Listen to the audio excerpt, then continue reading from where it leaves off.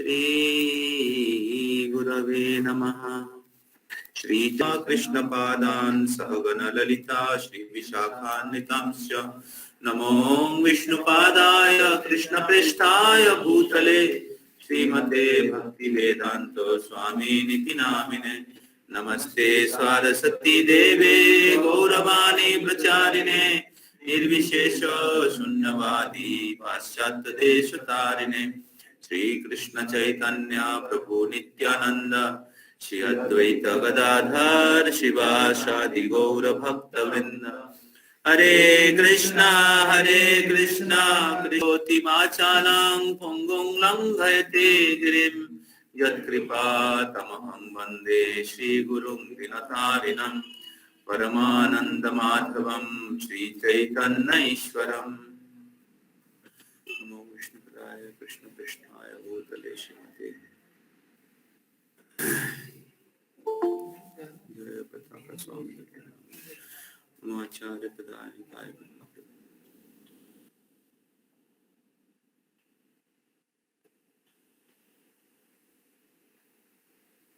श्लोक समझ नहीं।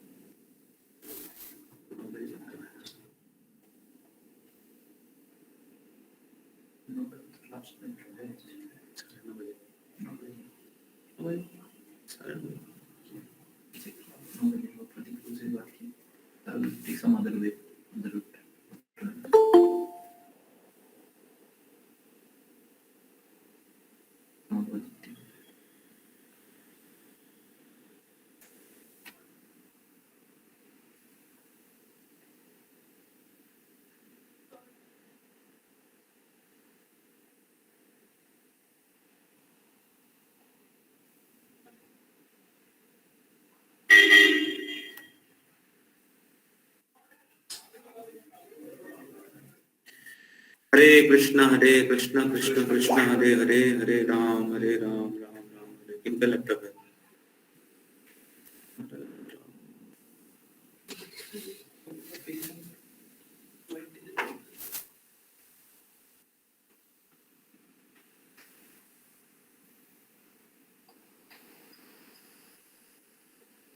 कैसे हुआ?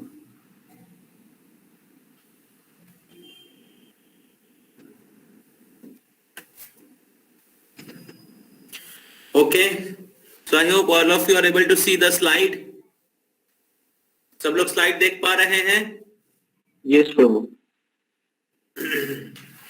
ओके Yes प्रभु। तो आप हैं हम लोगों के साथ। हम लोग श्लोक का अनुवाद श्लोक फिर से पढ़ेंगे। आप सबसे रिक्वेस्ट है श्लोक आप लोग बाई हट करिए और क्या बोलते हैं अनुवाद के साथ। अत्याहार प्रयासश्च, सब लोग मेरे पीछे पीछे बोलिए। अत्याहार प्रयासश्च प्रजल्प नियमाग्रह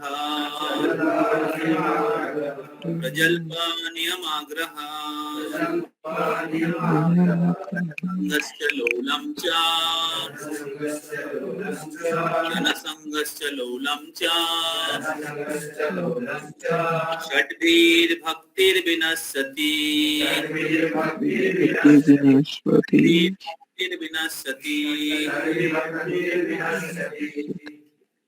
जब कोई निम्नलिखित ये 6 क्रियाओं में अत्यधिक लिप्त हो जाते हैं तो उसकी भक्ति विनष्ट हो जाती है। 1 आवश्यकता से अधिक खाना या आवश्यकता से अधिक धन संग्रह करना। 2 उन सांसारिक वस्तुओं के लिए अत्यधिक उद्यम करना जिनको प्राप्त करना अत्यंत कठिन है। 3 सांसारिक विषयों के बारे में अनावश्यक बातें करना। 4 शास्त्रीय विधि विधानों का आध्यात्मिक उन्नति के लिए नहीं अपितु केवल नाम के लिए अभ्यास करना या शास्त्रों के विधि विधानों को त्याग कर स्वतंत्रता पूर्वक या मनमाना कार्य करना, ऐसे सांसारिक प्रवृत्ति वाले व्यक्तियों की संगति करना जो कृष्ण भावना में रुचि नहीं रखते हैं।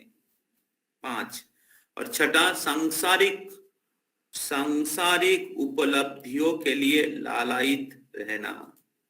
सांसारिक क्या लिखा है? उपलब्धियों के लिए क्या लिखा है? उपलब्धियों के लिए सांसारिक इंग्लिश में क्या लिखा है? Being greedy for mundane achievements. Being greedy for mundane achievement. तो ये 6 प्रकार के क्रिया हमारे आध्यात्मिक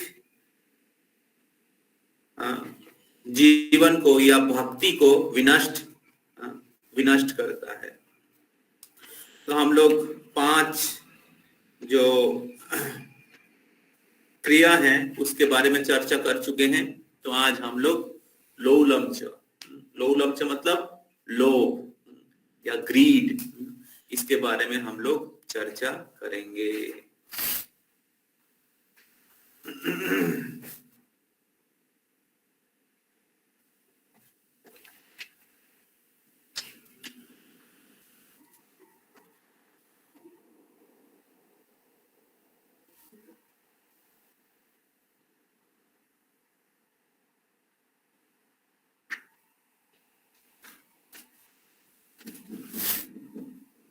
The agitation of the mind for the compatible object and unsteadiness of the mind that result from the association with the person of many different opinions. तो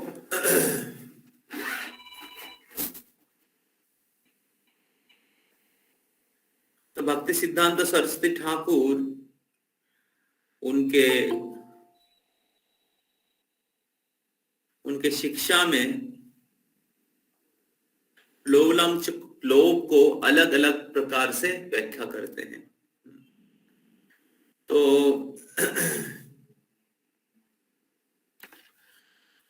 तो भक्ति सिद्धांत सरस्वती ठाकुर, बंगाली बुक है क्या? भक्ति सिद्धांत सरस्वती ठाकुर मैं आगे दिन बांग्ला বই ছেড়ে গেছিল।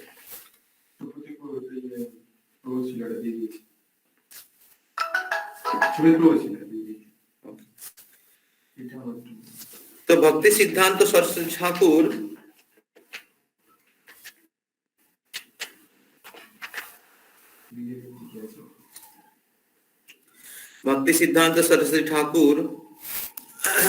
लोलमच को या लोभ को अलग अलग प्रकार से व्याख्या किए हैं। तो बताते हैं कि आध्यात्मिक जीवन में आध्यात्मवादियों में 4 प्रकार के लोग होते हैं। 4 प्रकार के लोग होते हैं। तो 4 प्रकार के लोग हैं: भुक्तिकामी, मुक्तिकामी, सिद्धिकामी और भक्ता। तो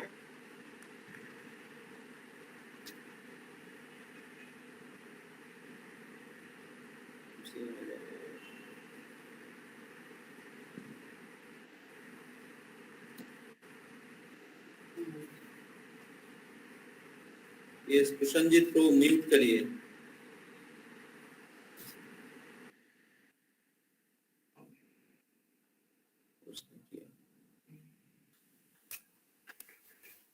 तो हमारे आचार्यगण कहते हैं, भुक्ति मुक्ति सिद्धि कामी सकले अशांतो, कृष्ण भक्तो निष्काम अतएव शांतो। तो जो भुक्ति वासना करते हैं, जो कर्मी लोग कोई शास्त्रों का विधि विधानों का पालन करते हैं, भौतिक वस्तु, बहुत भौतिक वस्तु प्राप्त करने के लिए अलग अलग देवी देवता की पूजा करते हैं, इसको कहते हैं कर्मी। और एक प्रकार के लोग होते हैं जो मुक्ति के वासना करते हैं। भुक्ति मुक्ति मतलब ये मुक्ति जो है ये निर्विशेष मुक्ति अर्थात भगवान के ब्रह्म ज्योति में विलीन हो जाना, अर्थात उनका ये धारणा नहीं है कि भगवान एक व्यक्ति है और हम लोग भगवान की सेवक है। तो वो परम ब्रह्म के सर्वोत्तम जो स्तर है उनको निराकार मानते हैं और वो सोचते हैं कि निराकार में विलीन हो जाएंगे, विलीन हो जाना ही जीवन के सार्थकता है। तो इस प्रकार उनको असल में भगवान में एकाकार होने की लोभ है, अर्थात भगवान बन जाने की इच्छा है। समझ में आ रहा है?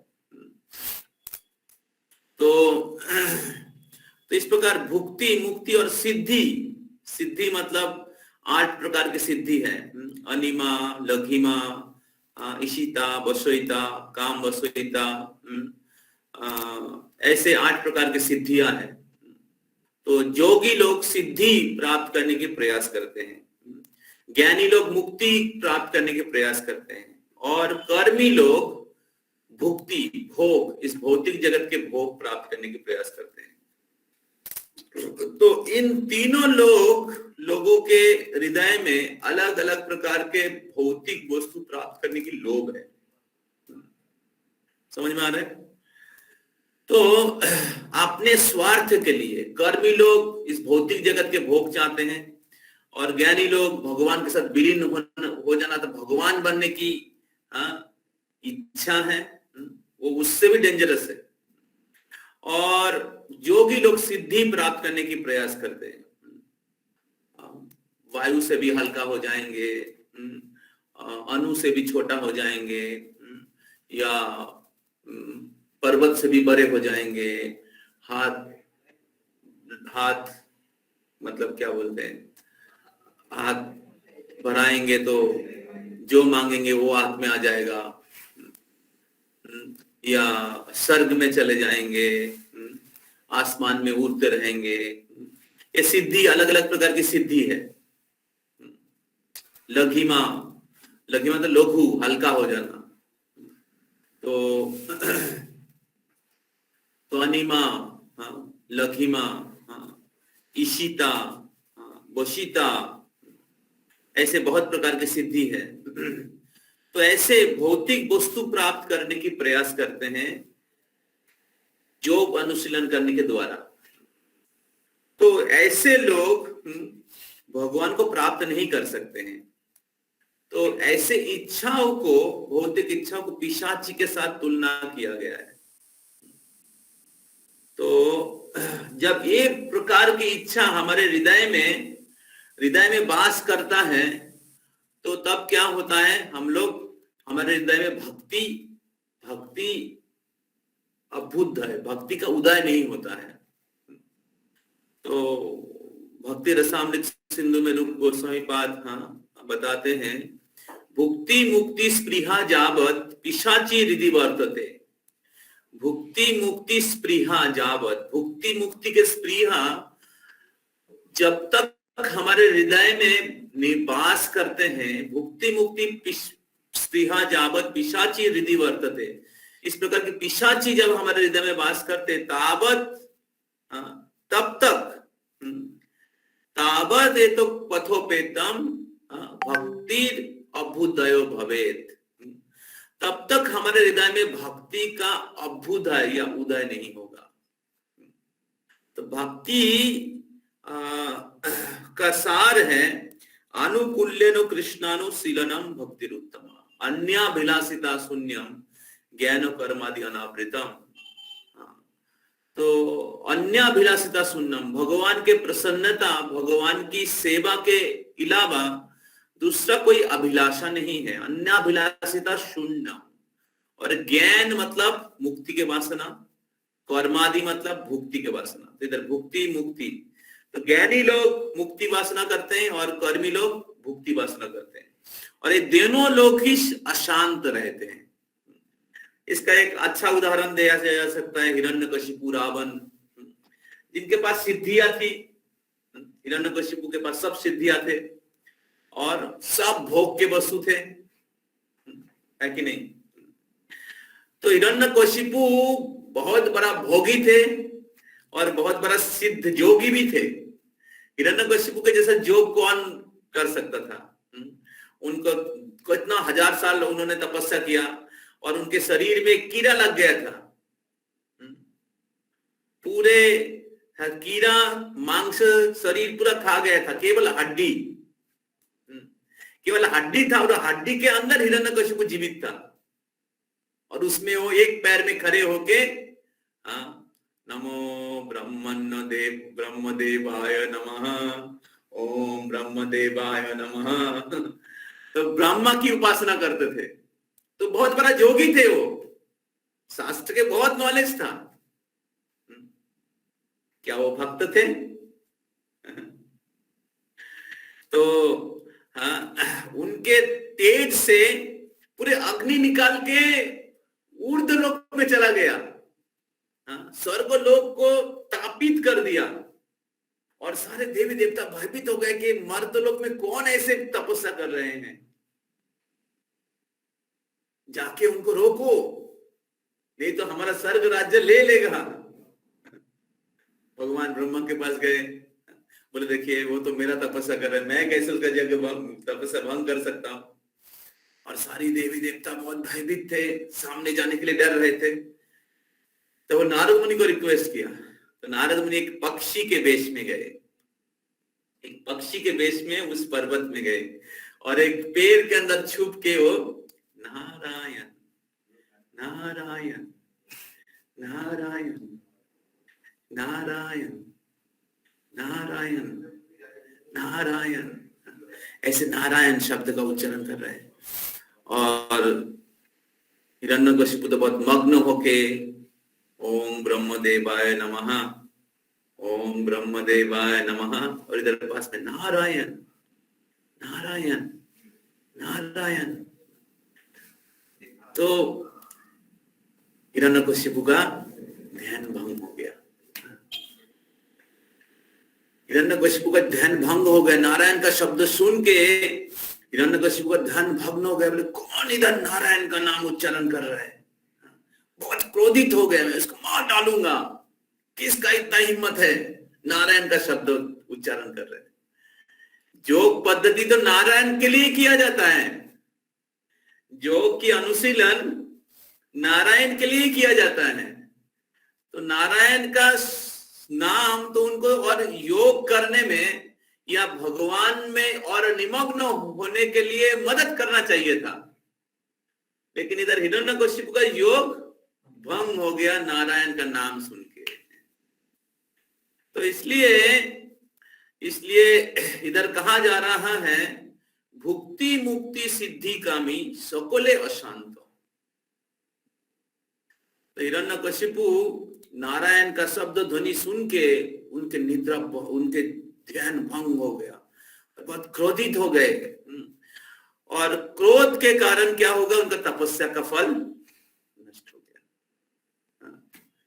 तो सोच रहे थे क्या करेंगे क्या करेंगे क्या करेंगे। तो वो पर्वत, मैं भूल गया पर्वत का नाम, तो उधर से वापस घर आया, अपने महल में आया। महल में आके बहुत थोड़ा सा क्या बोलते हैं अस्थिर हो गया। तो सोचने लगे, हिरण्यकशिपु सोचने लगे कि क्रोध उत्पन्न होता है काम से। गीता में बोलते कामम काम क्रोधो विजायते, ध्यायते विषायं पुंसम संगस्तस्य उपजायते, संजाते कामात् कामात् क्रोधो विजायते।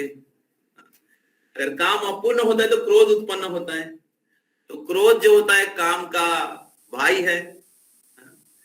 तो हिरण्यकशिपु को पता था, तो हिरण्यकशिपु सोचते थे कि काम को तृप्त कर लेते हैं, तो काम को तृप्त करेंगे तो क्रोध चला जाएगा। तो उन्होंने क्या किया, अपने जो स्त्री है, पत्नी है, कयादु का संग किया।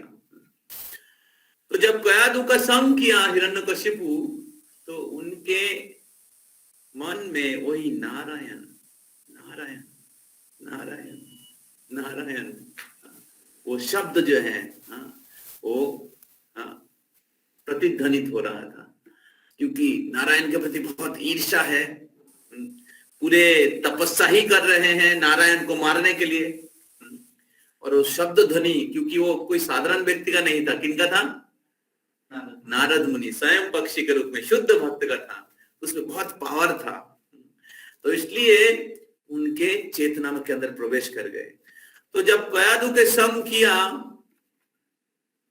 क्या नाम है, हिरण्यकशिपु, तो वो नारायण का जो शब्द है, नारायण उनके मन के अंदर था, उनके चेतना के अंदर था। और इसलिए हिरण्यकशिपु के बीर्ज से, हिरण्यकशिपु के पुत्र के रूप में, हिरण्यकशिपु के संतान के रूप में प्रहलाद का जन्म हुआ। क्योंकि हिरण्यकशिपु जब कयादु का संग किए तो उनके मन में नारायण जो नाम है वो क्या बोलते हैं, वर्तमान था। और इसलिए एक नारायण के महान भक्त प्रहलाद का जन्म हो गया। तो इस प्रकार भक्ति का इतना शक्ति है, भक्ति का इतना शक्ति है कि असुर के गर्भ में भी भगवान के महान भक्त का जन्म हो सकता है।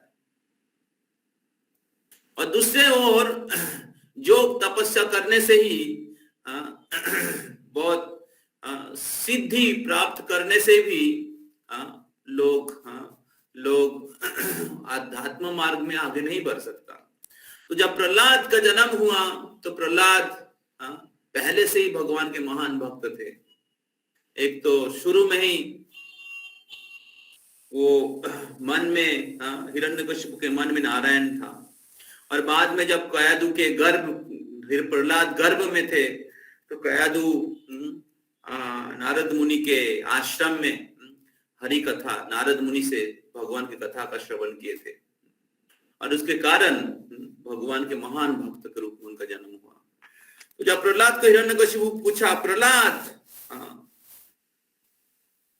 कौन है भगवान, प्रहलाद ने कहा कि विष्णु है भगवान। तो उनमें से सारे शक्ति आती है। तो हिरण्यकशिपु बहुत क्रोधित हो गया,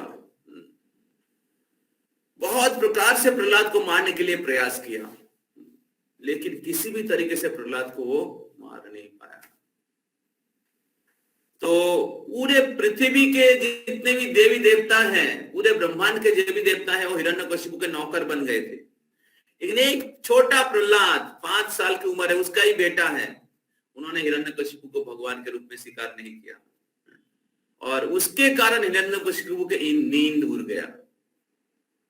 देखिए, पूरे पृथ्वी उनके नियंत्रण में है, पूरे पृथ्वी उनके नियंत्रण में है, लेकिन फिर भी एक प्रहलाद उनको भगवान के रूप में स्वीकार नहीं किया, और उसके कारण हिरण्यकशिपु के जो नींद उड़ गया।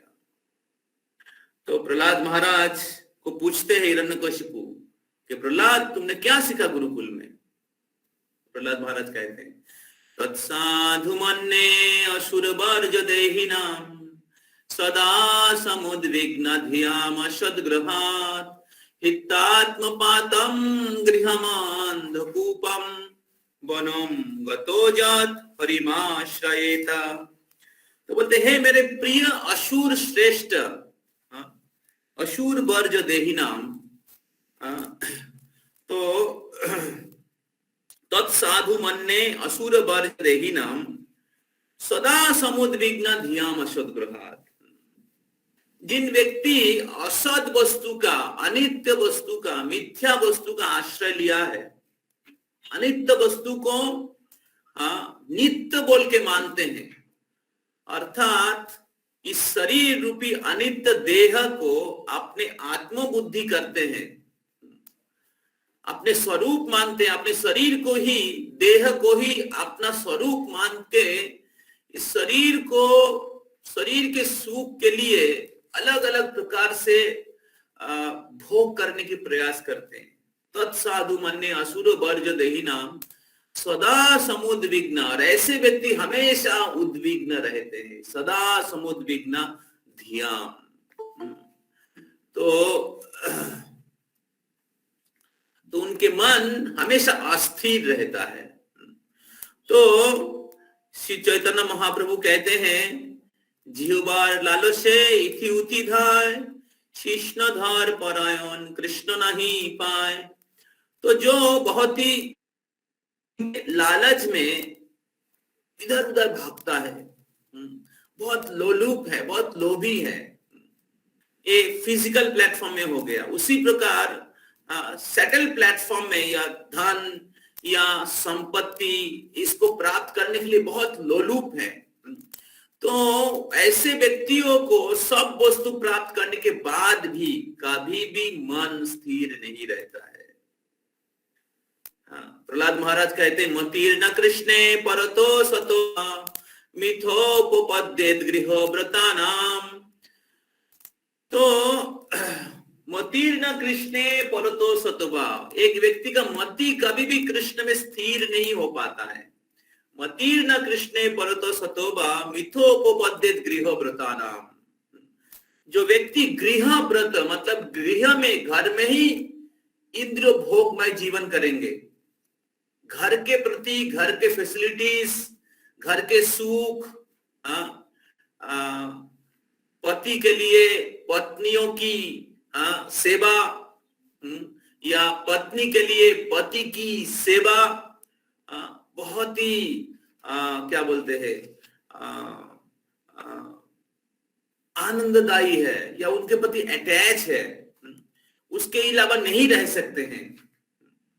तो मतीर्न कृष्णे परतो सतोवा मिथोपपद्येत गृहव्रतानाम। जो व्यक्ति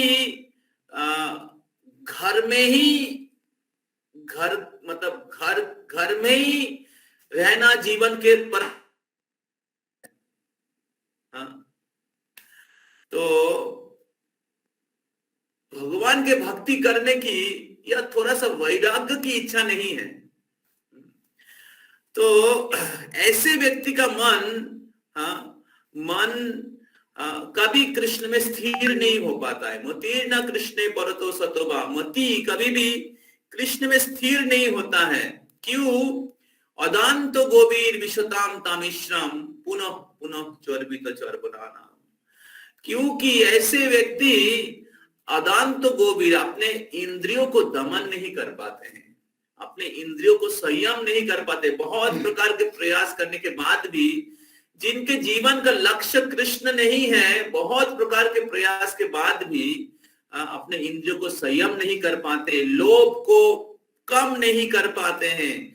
जितना हम लोग इनकम करते हैं और इनकम करने की इच्छा और बढ़ जाता है, जितना संपत्ति प्राप्त करते हैं उतना प्राप्त करने की इच्छा और बढ़ जाते हैं, जितना हम लोग खाते हैं उतना हम लोग खाने की इच्छा और बढ़ जाता है। और इस प्रकार पुनः पुनः चोरबितो चोरबोनाना, बार बार चबाया हुआ चीज ही चबाते रहते हैं।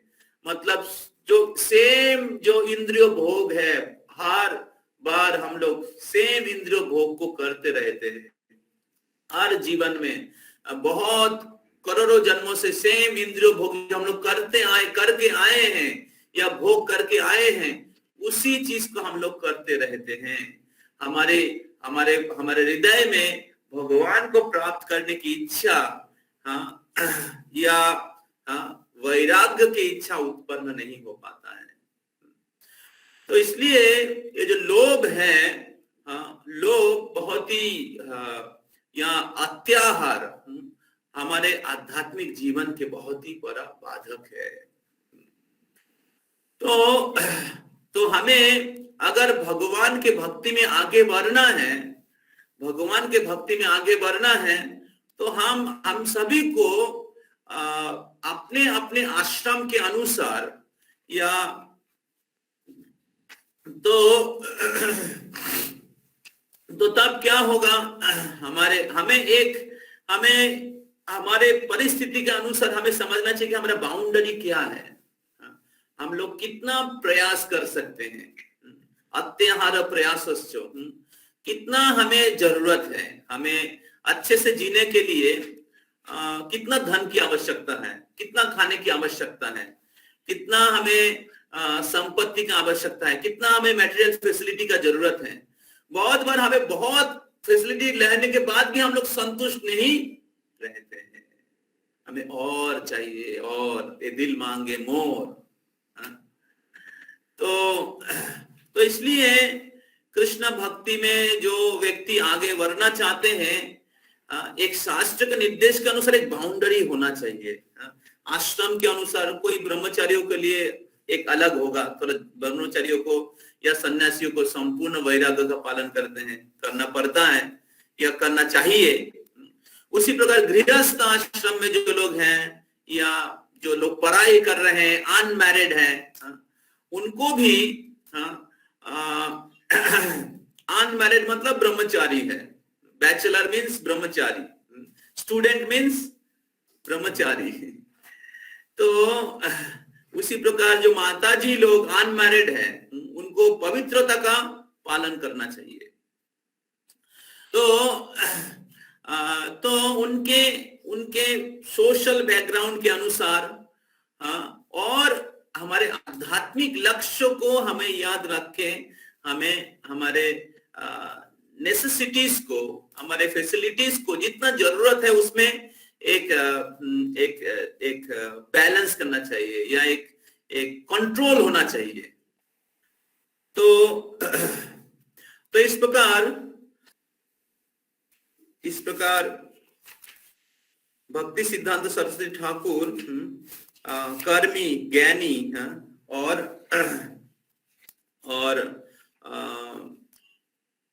जो योगी है या भुक्ति मुक्ति सिद्धि को एक लोभ के साथ तुलना किया गया है, लोलम के साथ तुलना किया गया है।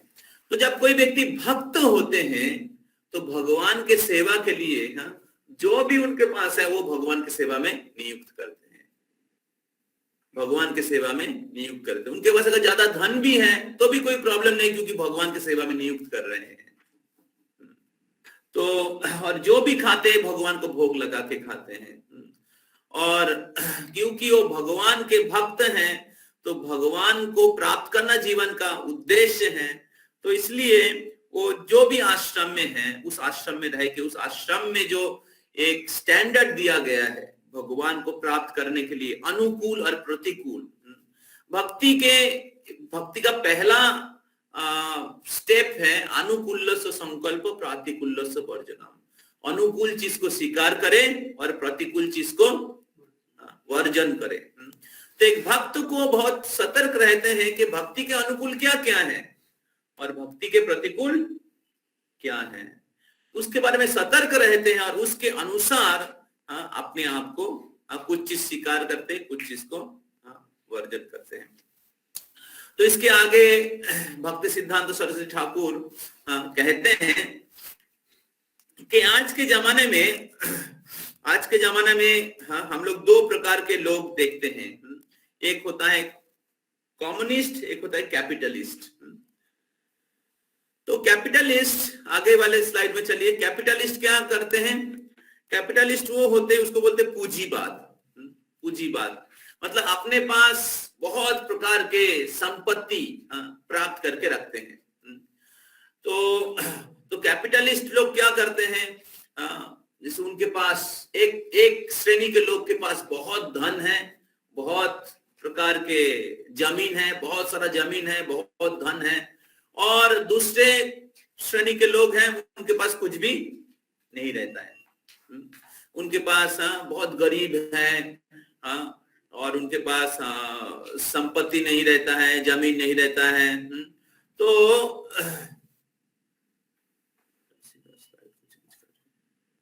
अब पीछे जाइए।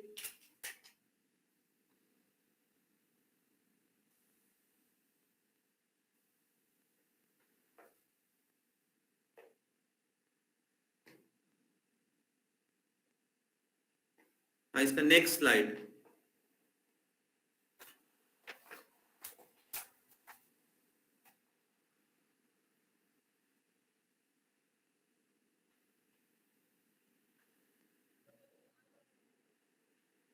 इसके आगे वाला,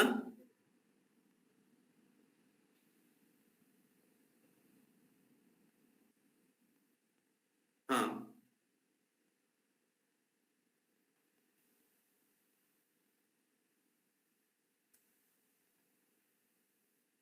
ये 59 है ना?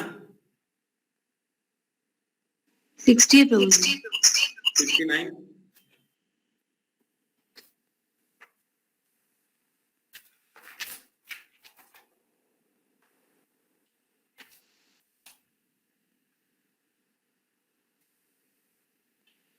59,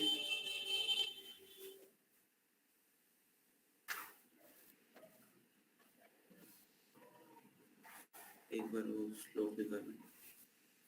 हाँ ठीक, आगे चलिए, आगे चलिए।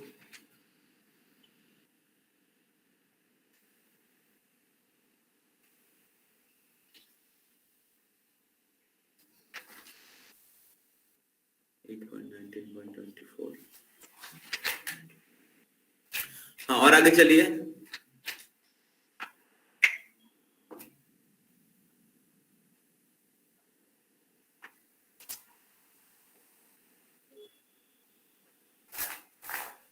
चलिए 61 में चलिए। हाँ, तो भक्ति सिद्धांत सरस्वती ठाकुर, भक्ति सिद्धांत सरस्वती ठाकुर उनके अनुवृत्ति, उनके टीका, इस श्लोक के टीका में कहते हैं, अभी रिसेंटली हम लोग भक्ति सिद्धांत सरस्वती ठाकुर के साथ प्रभुपाद जी का जब मिलन हुआ था, उस स्थान पे गए थे। तो भक्ति सिद्धांत सरस्वती ठाकुर लायन गुरु है।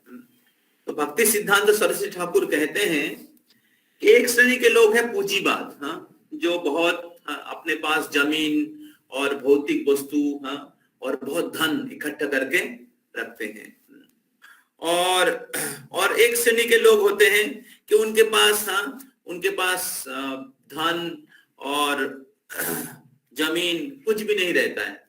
तो ऐसे पूंजीवादी लोग क्या करते हैं, दूसरे श्रेणी के लोग को शोषण करते हैं और अपने पास बहुत कुछ धन संपत्ति इकट्ठा करके रखते हैं।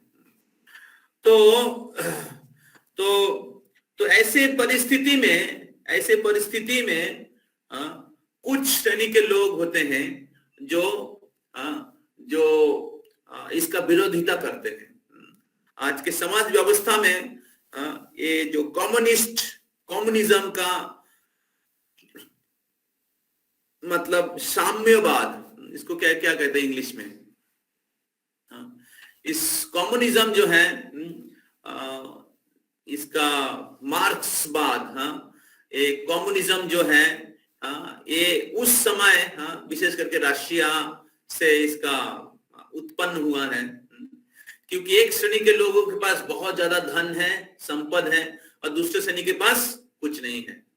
तो तब क्या हुआ, दूसरे श्रेणी के लोग उस पूंजीवादी लोगों के प्रति ईर्ष्या करके वो कहते हैं कि ये पूरे संपत्ति जो है गवर्नमेंट का है या देश का है, तो क्यों एक श्रेणी के लोगों के पास ज्यादा रहेगा और एक श्रेणी के लोगों के पास कुछ नहीं रहेगा। सबके पास समान होना चाहिए, सबके पास समान होना चाहिए। एक तरीके से ठीक बोल रहे हैं।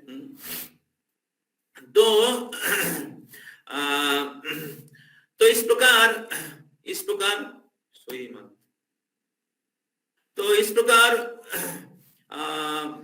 ये जो कम्युनिज्म है, कम्युनिज्म का उत्पत्ति हुआ। तो कम्युनिस्ट लोग चाहते हैं कि पूरे देश के जो संपद है उसका सही तरीके से विभाजन हो, और इसलिए वो क्या करते हैं, कैपिटलिस्ट के पास से सारा धन लेके ये टैक्सेशन का ये नियम उस समय से चालू हुआ, और फिर लेके सरकार के पास देते थे, और सरकार इसको बांटेंगे, जिनके पास नहीं है उनको बांटेंगे। ये कम्युनिज्म है। लेकिन प्रैक्टिकली क्या होता है, जब कैपिटलिस्ट के धन कम्युनिस्ट लोगों के पास जाता है, तो तब क्या होता है, जब लोग बांटने के लिए जाते तो उसका 90% अपना पॉकेट में घुसा देते हैं। और वो लोग कैपिटलिस्ट बन जाते हैं। तो प्रभुपाद जी इसके तात्पर्य अच्छे से पढ़िएगा। प्रभुपाद जी बोलते हैं कि जब तक कोई व्यक्ति ये नहीं जानते कि कृष्ण सब कुछ के मालिक है, कृष्ण सब कुछ के मालिक है और सभी लोग कृष्ण की प्रजा है, सभी लोग कृष्ण की प्रजा हैं और कृष्ण की प्रजा होने के नाते सबका एक कोटा है, सबका एक कोटा है और इसलिए हमें जितना मेरे कोटा में है उतना संग्रह करना चाहिए और बाकी दूसरे को वितरण करना चाहिए। जब तक कोई व्यक्ति इस तत्व को, इस प्रिंसिपल को नहीं समझेंगे कि कृष्ण सब कुछ का मालिक है, मैं सब कुछ का मालिक नहीं हूं, तो तब तक कितना भी हम लोग कैपिटलिस्ट या कम्युनिज्म या कैपिटलिज्म,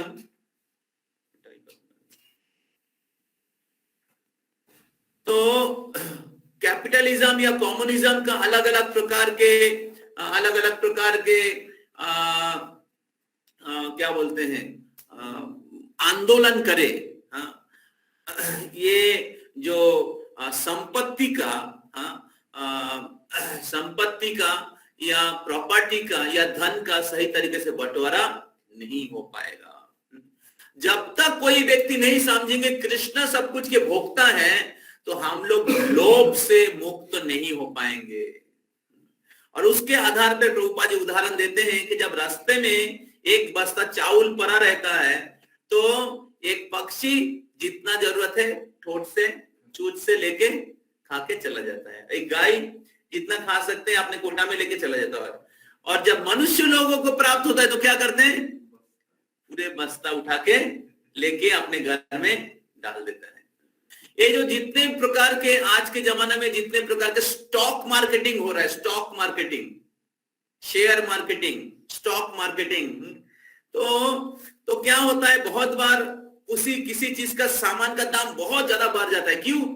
क्योंकि कुछ बिजनेसमैन होते हैं जब दाम कम रहता है तो तब क्या होता है वो उसके पास बहुत पैसा है तो लेके स्टॉक कर देता है और जब स्टॉक कर देता है क्या होता है बाजार में क्या होता है आर्टिफिशियल क्राइसिस तैयार होता है और फिर क्या होता है धीरे धीरे छोड़ते हैं, बहुत दाम से लोग खरीदते हैं।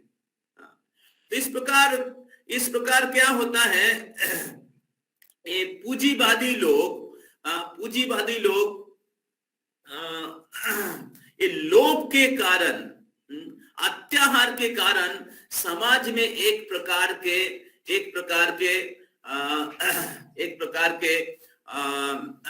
इम्बैलेंस तैयार किया है, एक कैपिटलिस्ट और कम्युनिज्म। तो उसी प्रकार प्रभुपाद जी उदाहरण देते हैं, इसमें बहुत बार क्या होता है, बहुत बार चीज गोडाउन में सर जाता है, सर के खत्म हो जाता है, लेकिन फिर भी वो लोग बंटवारा नहीं करते हैं, फिर भी वो लोग वितरण नहीं करते क्योंकि प्राइस कम हो जाएगा बाजार में। बहुत बार क्या करते हैं ये जितने भी सड़ा हुआ चीज वो लोग क्या करते हैं समुद्र में फेंक देते हैं, समुद्र में बहुत टन क्या बोलते हैं शस्य या अलग अलग प्रकार के अनाज फेंक देते हैं क्योंकि बाजार के मार्केट को हाई करने के लिए। भगवान उनके राज्य में पर्याप्त वस्तु का सप्लाई कर रहे हैं। एक बहुनाम जो विदुधाति कामान, शास्त्र में वर्णन आता है, एक भगवान बहुनाम सारे जीवों की कामान इच्छा को पूरी कर रहे हैं। भगवान एक्चुअली सप्लायर है, भगवान किसी भी उनके प्रजा के लिए अभाव नहीं रखा है। हाथी को 2 टन खाना मिल जाता है, चींटी को 1 दाना, मनुष्य को नहीं मिलेगा, मनुष्य को नहीं मिलेगा।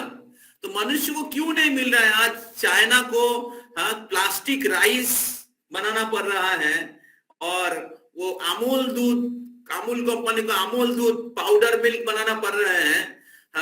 इसके पीछे एक क्या बोलते हैं खेती या या प्रोडक्शन नहीं हो रहा है, ऐसा नहीं है। एक कम्युनिस्ट और कैपिटलिस्ट के अंदर लड़ाई हो रहा है। कम्युनिस्ट और कैपिटलिस्ट के अंदर लड़ाई हो रहा है कि कौन भोगी बनेगा। मैं भोग करूंगा ना तू भोग करेगा। तो कम्युनिस्ट बोल रहे हैं कि मेरे पास होना चाहिए, मेरा कैपेसिटी है, और कम्युनिस्ट बोल रहे हैं कि नहीं, हम लोग बांटेंगे, सबके पास होना चाहिए। और इस प्रकार सामाजिक रूप से, राजनैतिक रूप से और राष्ट्रीय प्रकार से अलग अलग प्रकार के लॉ बना के अपने पॉकेट में ही घुसाने का व्यवस्था करते हैं। इसलिए हम लोग देखते हैं कि भारतवर्ष में या अलग अलग देश के बड़े बड़े मंत्रियों के स्विच बैंक में करोड़ों करोड़ रुपया पड़ा हुआ है, अपने नाती के नाम, पोता के नाम, इसके नाम, उसके नाम, ये हजारों लोगों के नाम करप्टेड है। और बोलते मैं देश सेवक हूं, मैं सबके क्या बोलते दुआरे दुआरे, अभी स्लोगन आ गया, दुआरे सरकार। मतलब बोलना चाह रहे कि चोरों ने आपके लोटस फीट में आपके लोटस फीट में सरकार, हम लोग आपकी सेवक है, लेकिन असल में शोषण किया जा रहा है। तो इसलिए प्रभुपाद जी कहते जब तक हम लोग वैदिक साम्यवाद का अप्लाई नहीं करेंगे तब तक एक कम्युनिज्म, कैपिटलिज्म मतलब लोभ, ये समस्या समाधान नहीं होगा। तो वैदिक साम्यवाद क्या है ना, ईशोपनिषद का पहला मंत्र। ईशोपनिषद का पहला मंत्र आप सब लोग मेरे पीछे पीछे बोलिए। ईशावास्यम इदं सर्वम यत्किंचित् जगतां जगत् येन तत्तेन पुंजिता मा कृता कस्य धनम्।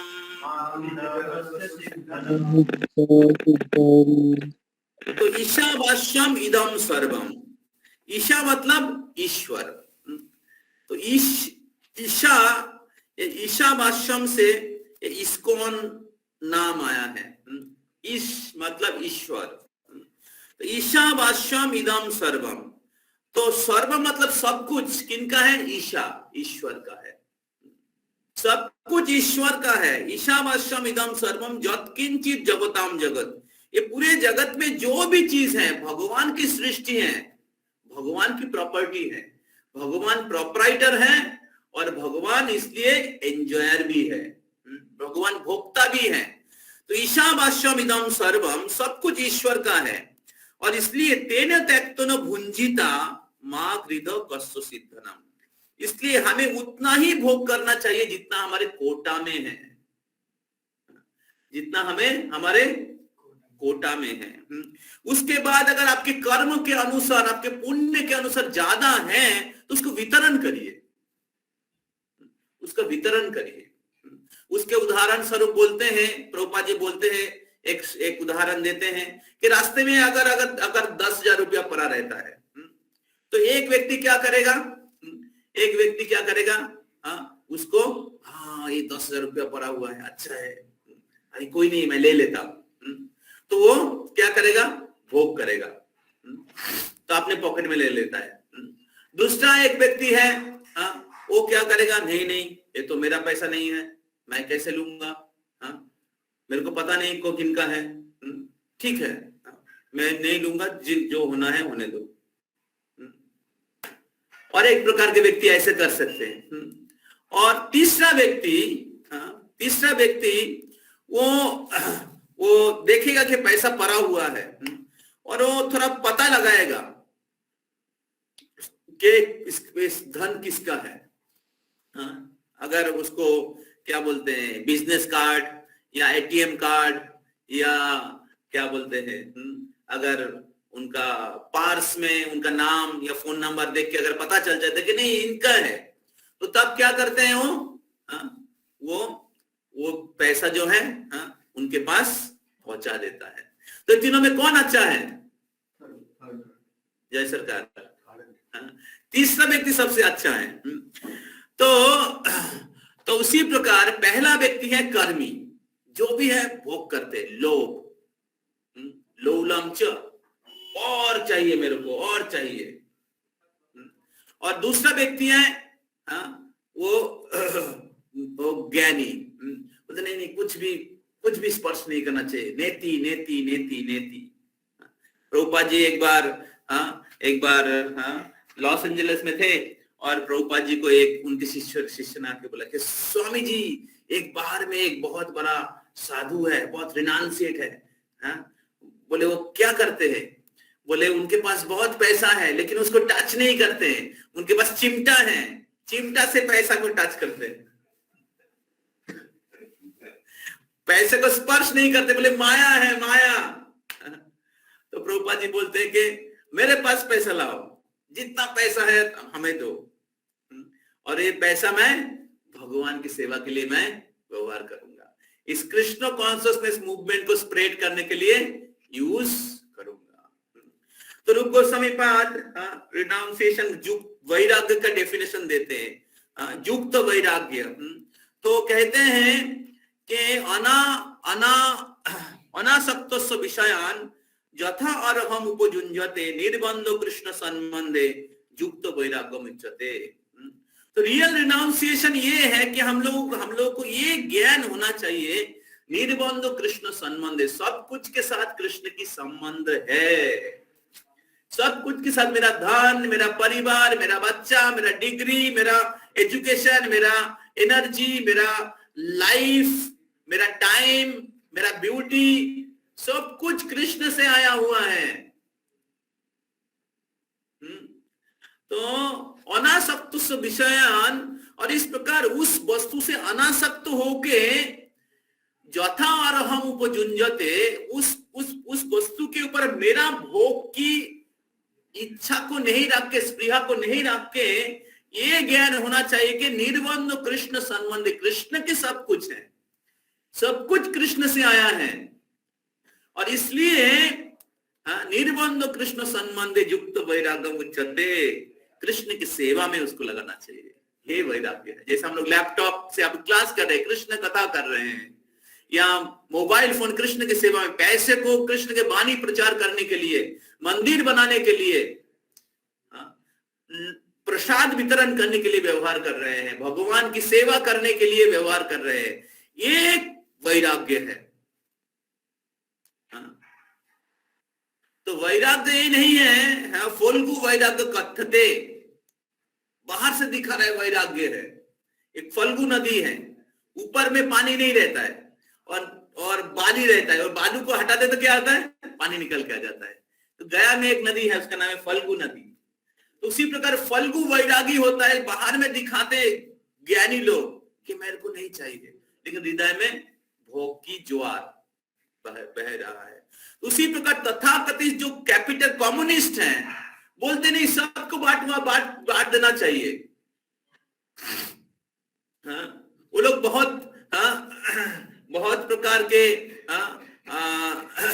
वो लोग बोलते हैं अरे इतना बड़ा बड़ा मंदिर बनाने का क्या जरूरत है, ये भगवान को इतने दूध दही घी से अभिषेक क्यों जा रहा है, उसको गरीब दुखियों को बांट देना चाहिए, गरीब दुखियों को बांटते तो वो लोग खाके जी सकता था, ऐसे बोलते थे। और जो लोग मूर्ख हैं और क्या बोलते हैं, एक मूर्ख होता है और एक होता है मूर्ख पंडित होता है, फुलिश इंटेलिजेंट होता है, केवल भौतिक शिक्षा से शिक्षित होते हैं। तो हाँ सही बोल रहे हैं, बहुत सारे लोगों को खाना नहीं मिल रहा है, इतना दूध भगवान के ऊपर नहीं डाल के उसको देना चाहिए। लेकिन उन लोगों को पता नहीं है, पता है जब करोड़ रुपया बड़े बड़े स्टेडियम बनाने के लिए व्यवहार हो रहा है, बड़ा बड़ा होटल बनाने के लिए व्यवहार हो रहा है, football match, cricket match, swimming pool, फिर सिनेमा हॉल, फिर क्या बोलते प्रोस्टिट्यूशन, तब वो लोग नहीं बोलते कि इतना पैसा इधर क्यों खर्च नष्ट हो रहा है। जब भगवान के सेवा के लिए खर्च होता है तो उनका एंटेना खड़ा हो जाता है, एंटेना खड़ा हो जाता है, क्योंकि वो भगवान को भोग देना नहीं चाहते कि भगवान सब कुछ का भोगता है, भगवान की सेवा नहीं करना चाहते हैं। और ऐसे भोगी लोग आके बोलते हैं आपके लिए होटल खोल देंगे, आपके लिए स्विमिंग पूल खोल देंगे, आपके लिए सॉर्टर हाउस खोल देंगे, आपके लिए सिनेमा हॉल खोल देंगे, आपके लिए इंटरनेट का फैसिलिटी कर देंगे, सब एंजॉयमेंट मुट्ठी में आ जाएगा, करो एंजॉय। और जो भोगी लोग होते हैं तो हाँ यही हमारा गुरु होना चाहिए, हिरण्यकशिपु की जय। समझ में आ रहा है? तो इसलिए ये किताब अगर नहीं पढ़ेंगे, कितना माया में रहेंगे आपको पता नहीं चलेगा। पूरे दुनिया किस प्रकार अज्ञान और इंद्रियों भोग के प्रिंसिपल से चल रहा है आपको समझ में नहीं आएगा। तो इसलिए प्रभुपाद जी कहते हैं कि जब तक कोई व्यक्ति ईशोपनिषद के जो वैदिक साम्यवाद, ईशोपनिषद के जो प्रिंसिपल है, जिसका जितना कोटा है, भगवान सब कुछ के भोगता है और हम सभी लोग भगवान के दास हैं। तो जब कोई व्यक्ति इस सिद्धांत, इस नीति, इस मंत्र को पालन करेगा, तभी उनके अंदर जो मिथ्या भोग करने की जो इच्छा है, लोभ, जो हमारे बंधन को और मजबूत करता है इस भौतिक जगत में। जितना अग्नि में घी डालेंगे तो क्या होगा, उतना ही अग्नि जलता रहेगा, कम नहीं होगा। जितना लोभ को बढ़ाएंगे, लोभ और बढ़ता जाएगा। तो इसलिए इस ईशावास्यम इदम सर्व, इस प्रिंसिपल को हम सभी लोगों को प्रैक्टिस करना चाहिए। तभी क्या होगा, एक व्यक्ति अपने जीवन में इंडिविजुअली सुखी रहेंगे। इंद्रिय संयम करने से हमारी संतुष्टि होती है, इंद्रिय भोग करने से यही इंद्रिय संस्पर्श जब होगा, दुख जो नए बते, दुख उत्पन्न होता है। इंडिविजुअली सुखी रहेंगे इंद्रियों का संयम करने से। जितना कोटा है उतना रिसीव करिए, और अगर उसके बाद आपके कर्म के हिसाब से, पुण्य के हिसाब से, क्वालिटी के हिसाब से, कैपेसिटी के हिसाब से, क्वालिफिकेशन के हिसाब से ज्यादा आता है तो वितरण करिए, भगवान की सेवा के लिए वितरण करिए, भगवान के वाणी प्रचार करने के लिए वितरण करिए। उसमें लोगों के कल्याण होगा और आपकी कल्याण होगी। कर्म के हिसाब से, योग्यता के हिसाब से लोगों के पास ज्यादा कम होगा, किसी के पास ज्यादा, किसी के पास कम होगा। लेकिन जब कोई व्यक्ति ईशावास्यम इदम सर्वम के प्रिंसिपल के अनुसार चलेंगे, तब क्या होगा, पूरे समाज में किसी का अभाव नहीं रहेगा। युधिष्ठिर महाराज के राज्य में कोई अभाव नहीं था, और राजा केवल अपने संचय करने की, टैक्स कलेक्शन करने के लिए प्रयास नहीं करते थे, प्रजाओं के कल्याण करने के लिए दान करते थे। ब्राह्मण के पास बहुत दान आता था, और दान क्या बोलते हैं, ददाती प्रतिगृह्णाति, वो लोग रिसीव करते थे और डिस्ट्रीब्यूट करते थे। तो इस प्रकार वैश्य, क्षत्रिय और ब्राह्मण, जजोन जाजोन पठोन पाठोन दान प्रतिग्रह, ये ब्राह्मण की वृत्ति है। तो हम लोग भी वॉइस में, हम लोग के बहुत समय बहुत क्राइसिस रहता है, लेकिन फिर भी हम लोग प्रयास करते हैं, हमारे कैपेसिटीज के अनुसार हम लोग प्रचार करें, और प्रचार करने के लिए जो खर्चा है उसको करें। और हम देखते हैं कि भगवान किसी प्रकार से अलग अलग भक्तों से फिर भेज देते हैं। तो इसलिए हम लोग भी वितरण करते रहते हैं और भगवान भेजते रहते हैं। प्रभुपाद जी यही चीज इस्कॉन के द्वारा उन्होंने किया है। प्रभुपाद 0 पैसे से गए थे और उन्होंने कृष्ण भक्ति का प्रचार कभी बंद नहीं किया, प्रसाद वितरण कभी बंद नहीं किया, हरिनाम संकीर्तन, किताबों का वितरण कभी बंद नहीं किया, और कृष्ण दे रहे हैं। तो तभी जब हम लोग इस ईशावास्यम इदम सर्वम कि हमारे जितना जरूरत है उतना हम संग्रह करेंगे, और बाकी हम लोग भगवान के सेवा के लिए वितरण करेंगे, तो तभी क्या होगा, हम लोग इस लोभ से मुक्त हो पाएंगे। और ये जो समाज में जो कैपिटलिस्ट और कम्युनिस्ट के जो लड़ाई चल रहा है वो खत्म होगा। समझ में आ रहा है? तो एक सुंदर balance society, Krishna centre God conscious society,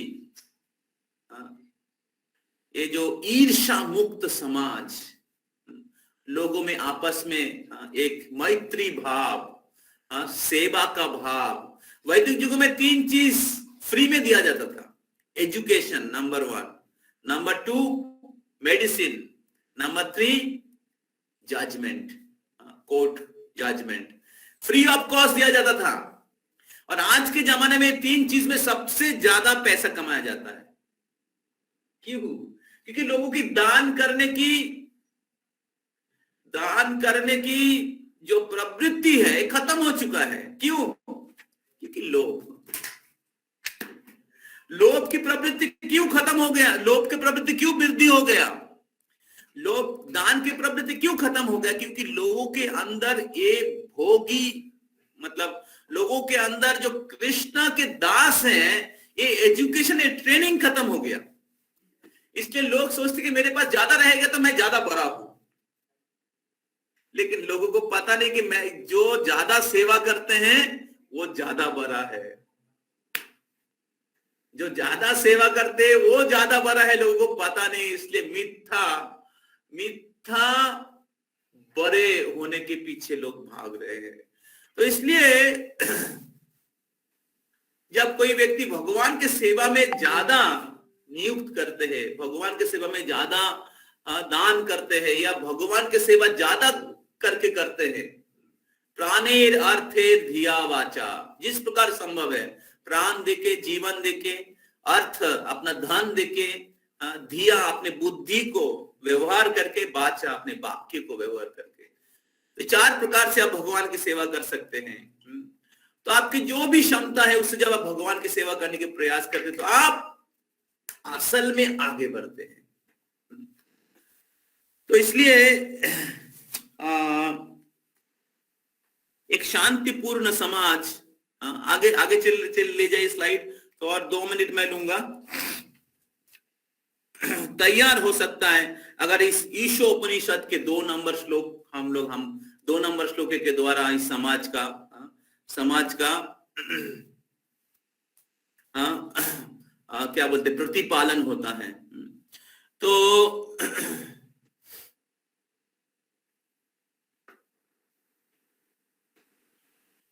इस प्रकार इस प्रकृति, ये जरा प्रकृति एक नियमों के अनुसार चलती है, तो भगवान के नियमों के अनुसार चलती है। तो जब हम लोग इस प्रकृति को मिसयूज करते हैं, हमारे लोभ के लिए मिसयूज करते हैं, अलग अलग प्रकार से मिसयूज करते हैं, तो क्या होता है, प्रकृति सब कुछ खींच लेती है, सप्लाई नहीं करती है। क्योंकि प्रकृति तो भगवान के दासी है, तो आप प्रकृति को मिसयूज करेंगे, एक्सप्लॉइट करेंगे, प्रकृति दे देगी। प्रकृति के आपका नौकर है, हम लोगों का नौकर है नहीं। तो आज के दिन में इतना क्राइसिस क्यों हो रहा है? क्योंकि हम लोग मदर नेचर को एक्सप्लॉइट कर रहे हैं। कोरोना वायरस का मूल कारण है हम लोग मदर नेचर, भगवान के लॉ को एक्सप्लॉइट कर रहे हैं, और इसका कारण है लोभ। कुछ भी खा रहे हैं, एयरप्लेन को छोड़ के, और क्या बोलते हैं सबमरीन को छोड़ के, जो भी आसमान में तैरता है, पानी में तैरता है, सब ऊपर नीचे सब कुछ खा जाते हैं लोग। मनुष्य का यह स्थिति है। तो ऐसे समाज में कैसे शांति आएगा? तो इसलिए हमें इस लोभ से बचने की प्रयास करना चाहिए। आज के जमाने में अगर किसी को लोभ है, बाय हुक और बाय क्रूक, अगर किसी को क्या बोलते हैं पॉजेस करना आता है, तो लोग सोचते हैं हाँ ये बहुत बुद्धिमान है, इंटेलिजेंट है, बेटा शाबाश, बहुत बुद्धिमान है।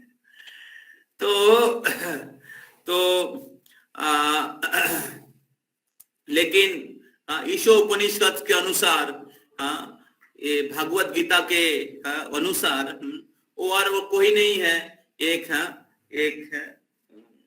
भोगी है।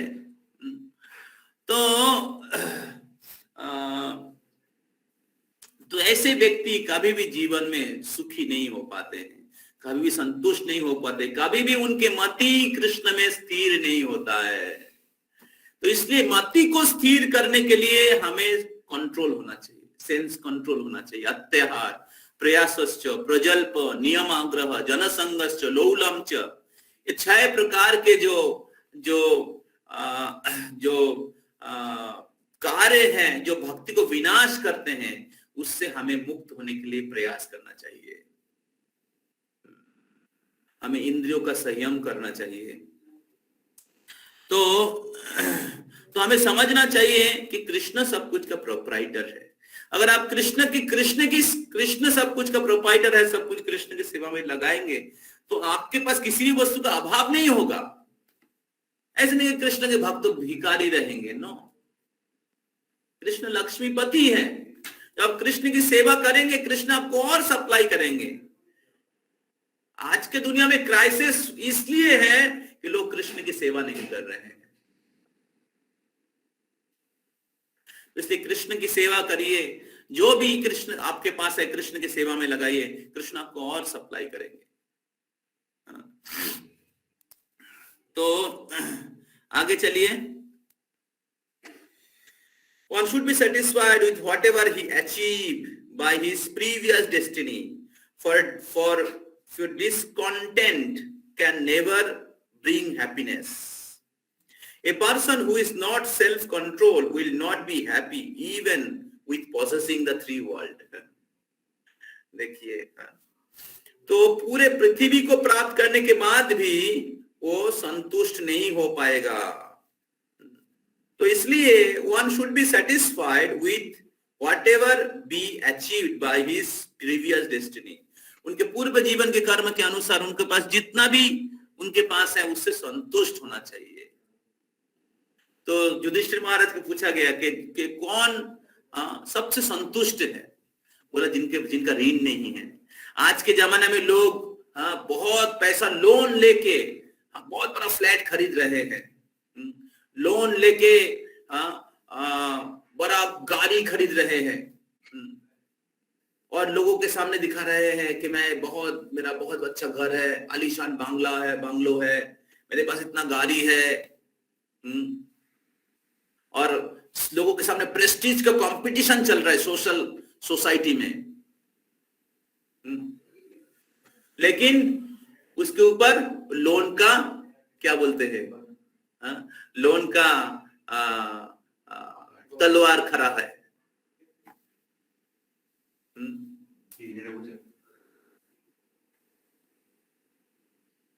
अगर किसी तरीके से उसको पे नहीं कर पाए, बहुत बार बैंकक्रप्ट हो जाता है, पूरा बिजनेस बैंकक्रप्ट हो जाता है, दे नहीं पाते, सरकार से इतना लोन ले लिया है।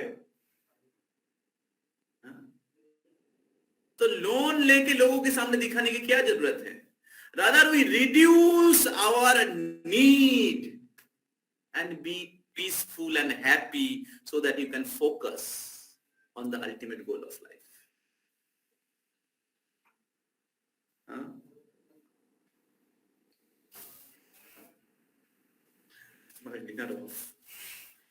बोल रहा हूं।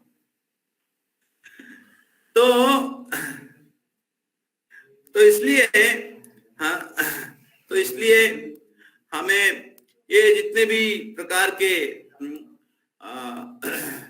लोन ये सब है, ये एक प्रकार के लोभ के सिम्टम है।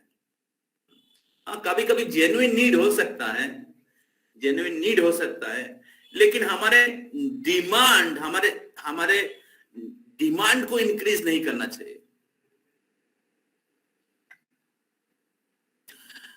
तो अगर हम लोग इस प्रिंसिपल को फॉलो नहीं करेंगे तो क्या होगा? Loss of essence of human life के जो सार है उसको मिस कर जाएंगे।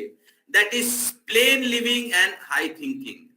सरल जीवन और उच्च चिंता के जो एक विशेष अपॉर्चुनिटी है, जो जीवन के सबसे महत्वपूर्ण वैल्यू है,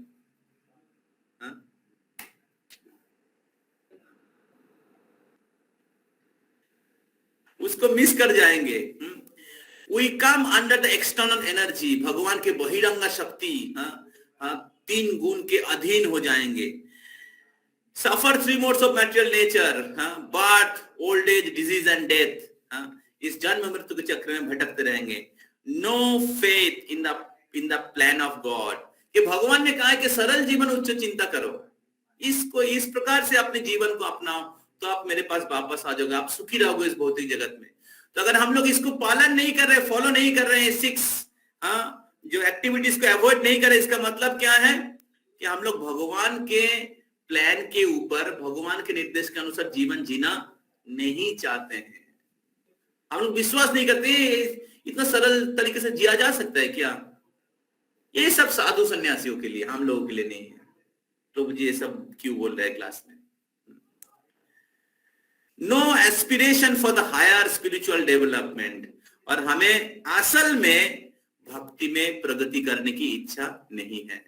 misuse God given intelligence only to argument material position. तो इधर मैं पढ़ रहा था, तो इधर बोल रहे हैं कि प्रभुपाद जी बोल रहे हैं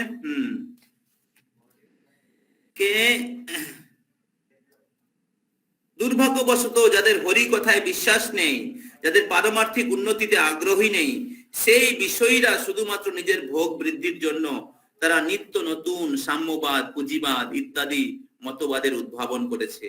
তাদের হরি কথায় অনুরাগ নেই, তাদের জীবনের কোনো উন্নত লক্ষ্য নেই।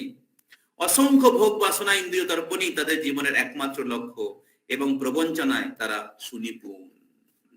तो जो लोग इस प्रिंसिपल को फॉलो नहीं करना चाहते हैं, असल में वो लोग बहुत प्रकार के अजुहात देते हैं और अलग अलग प्रकार के साम्यवाद, पूंजीवाद, ये सब निकालते हैं, लेकिन असल में उनको हरि कथा में रुचि नहीं है। वो असल में वो भगवान की सेवा नहीं करना चाहते। असल में वो कि भगवान सब कुछ के भोक्ता है और हमें भगवान की सेवा करना चाहिए, सब कुछ भगवान के अर्पण करना चाहिए, भगवान की ग्लोरिफिकेशन होना चाहिए, क्योंकि सब कुछ के मालिक है भगवान। तो इसमें वो लोग रुचि नहीं रखना चाहते हैं और इसलिए अलग अलग प्रकार की अजुहात देते हैं।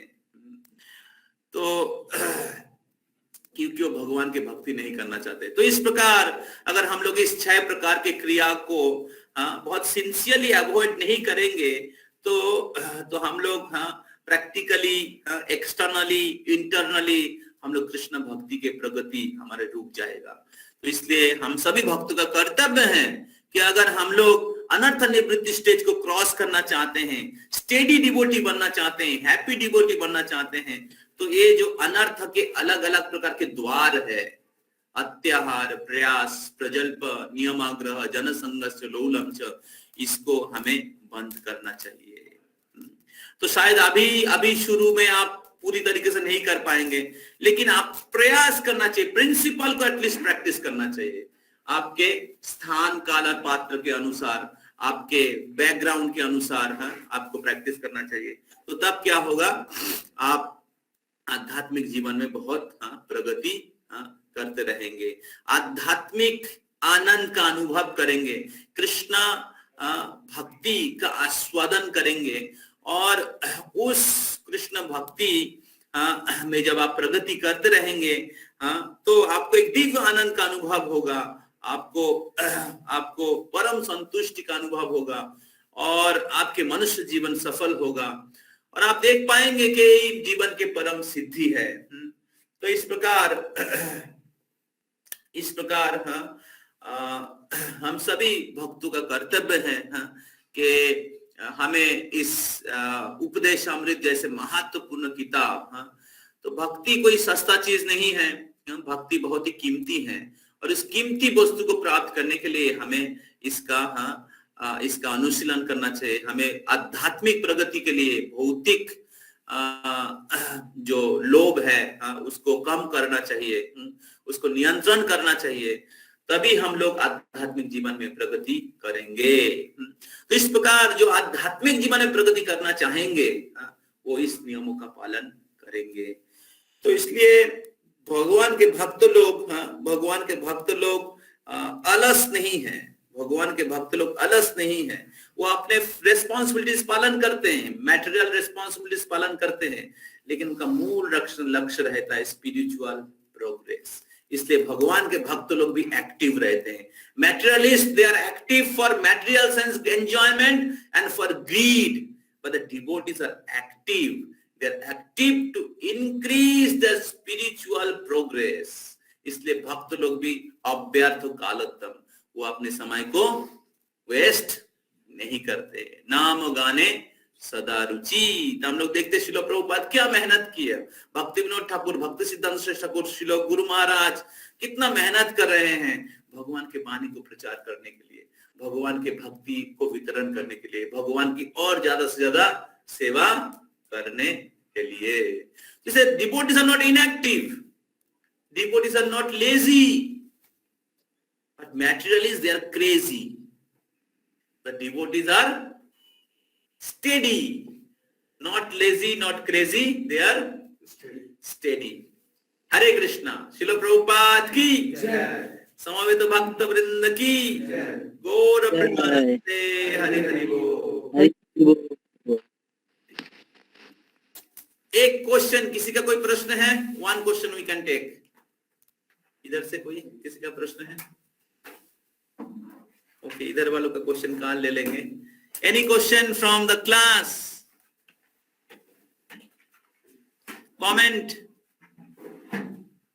किसी को डाइजेस्ट नहीं हुआ, आपको लगा कि नहीं ज्यादा बोल रहे हैं, ये ठीक नहीं है, तो बोल सकते हैं, आपका डाउट को क्लियर कर सकते हैं. कोई कमेंट? कैसा था क्लास, या कौन सा कुछ पॉइंट अच्छा लगा?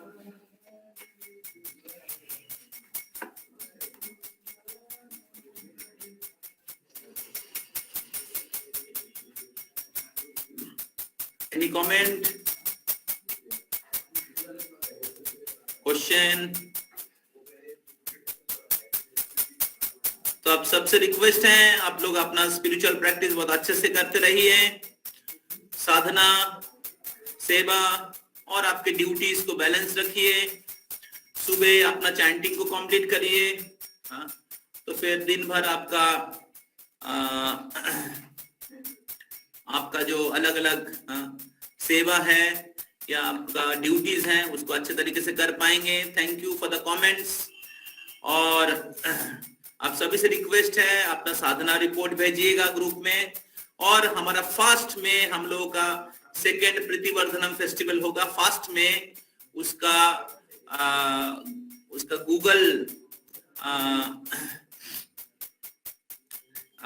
गूगल जो रजिस्ट्रेशन फॉर्म हम लोग भेजेंगे ग्रुप में.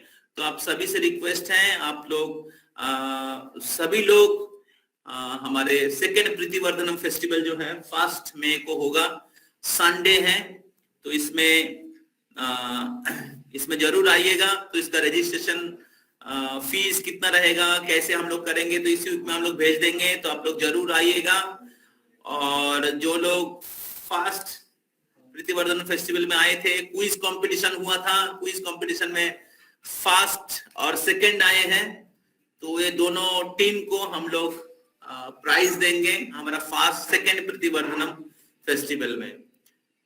हरे कृष्णा.